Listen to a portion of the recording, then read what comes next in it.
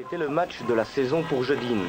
Un stade plein à craquer, des tambours, une trompette, des drapeaux, des pétards, des grimages et une horde de supporters en folie, prêts à exulter et fêter le titre en 3e provinciale.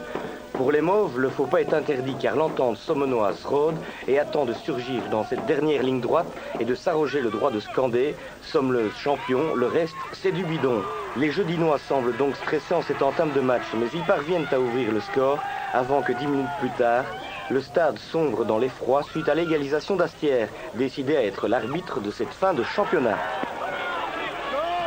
Alors, malgré le fait qu'Astières n'ait plus vraiment grand-chose à jouer cette saison-ci, vous jouez quand même crânement vos chances et vous n'êtes pas venu ici faire la figuration. Non, on est venu ici pour faire le jeu, pour se préparer pour le tour final.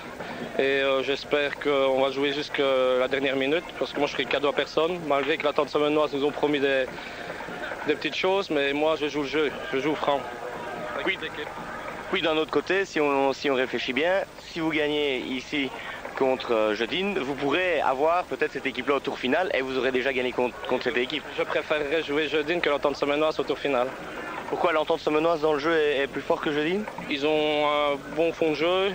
Jeudine, pour moi, ils jouent pratique par grand ballon et je crois que ça nous convient mieux de jouer contre une équipe pareille. Après les Oranges, Astières fait même 2-1. C'est la désolation dans le camp des supporters.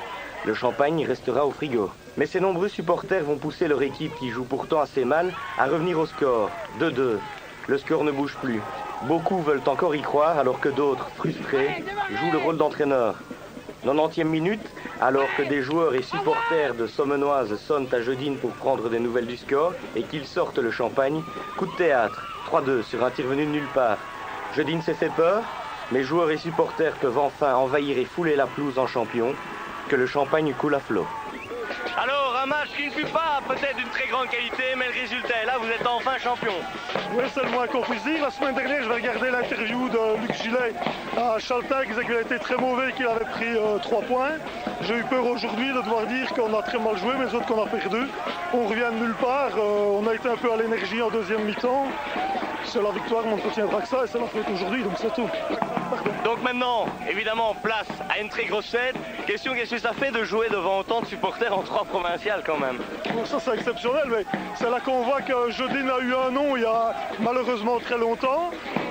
Des années comme il y a eu à cette époque-là dans la région, on a un petit peu un désert de football. Donc c'est extraordinaire, 400, 500 personnes, je sais pas. Ça va faire la fête tout le temps, c'est splendide. Si ça pouvait arriver à d'autres clubs, ce serait bien. Aujourd'hui c'est nous, on va déguster aujourd'hui. Vous travaillez demain? Non.